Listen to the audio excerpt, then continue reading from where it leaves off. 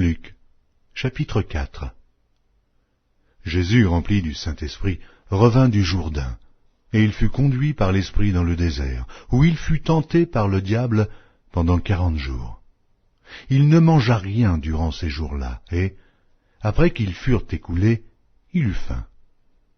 Le diable lui dit, « Si tu es le Fils de Dieu, ordonne à cette pierre qu'elle devienne du pain. » Jésus lui répondit, « Il est écrit, l'homme ne vivra pas de pain seulement. » Le diable, l'ayant élevé, lui montra en un instant tous les royaumes de la terre, et lui dit, « Je te donnerai toute cette puissance et la gloire de ces royaumes, car elle m'a été donnée, et je la donne à qui je veux.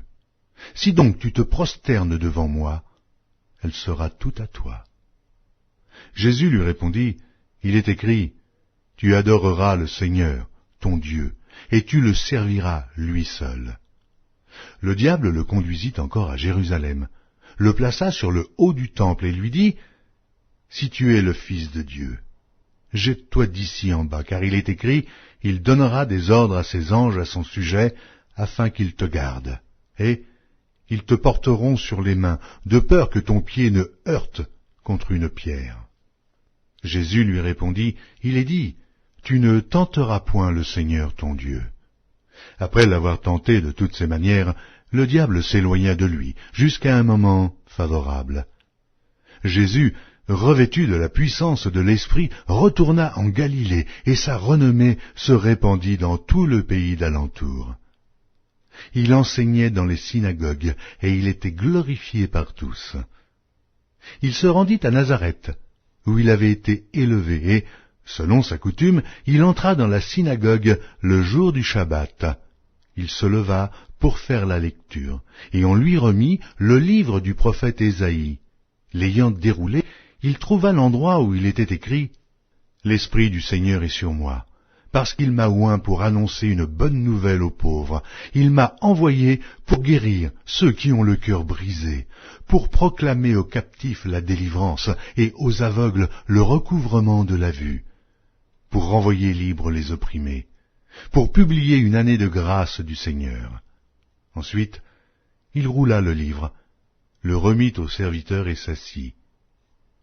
Tous ceux qui se trouvaient dans la synagogue avaient les regards fixés sur lui. Alors, il commença à leur dire, « Aujourd'hui, cette parole de l'Écriture que vous venez d'entendre est accomplie. » Et tous lui rendaient témoignage. Ils étaient étonnés des paroles de grâce qui sortaient de sa bouche, et ils disaient, « N'est-ce pas le fils de Joseph ?» Jésus leur dit, « Sans doute vous m'appliquerez ce proverbe, médecin, guéris-toi toi-même, et vous me direz, fais ici dans ta patrie tout ce que nous avons appris que tu as fait à Capernaum. Mais, ajouta-t-il, je vous le dis en vérité, aucun prophète n'est bien reçu dans sa patrie.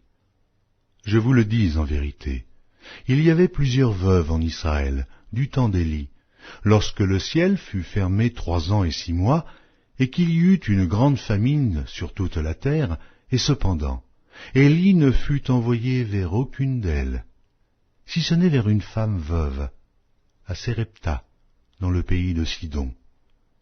Il y avait aussi plusieurs lépreux en Israël du temps d'Élisée le prophète, et cependant, aucun d'eux ne fut purifié, si ce n'est Naaman, le Syrien.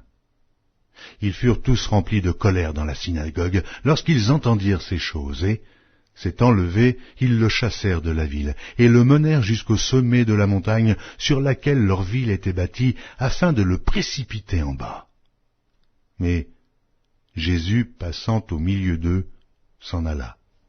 Il descendit à Capernaum, ville de la Galilée, et il enseignait le jour du Shabbat.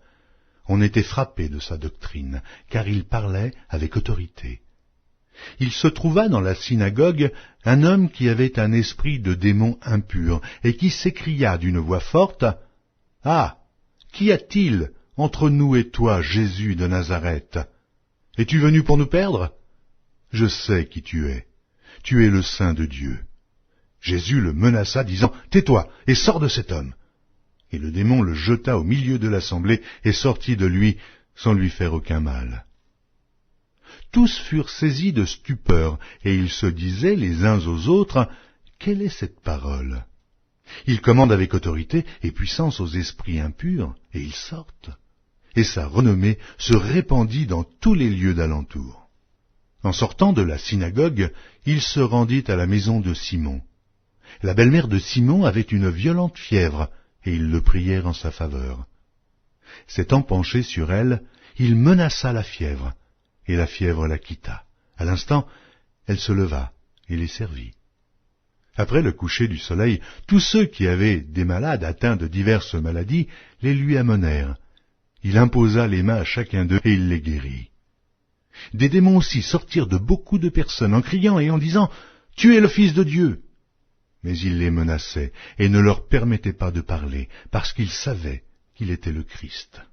Dès que le jour parut, il sortit et alla dans un lieu désert.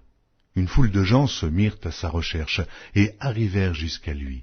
Ils voulaient le retenir afin qu'il ne les quittât point. Mais il leur dit « Il faut aussi que j'annonce aux autres villes la bonne nouvelle du royaume de Dieu, car c'est pour cela que j'ai été envoyé. » Et il prêchait dans les synagogues de la Galilée.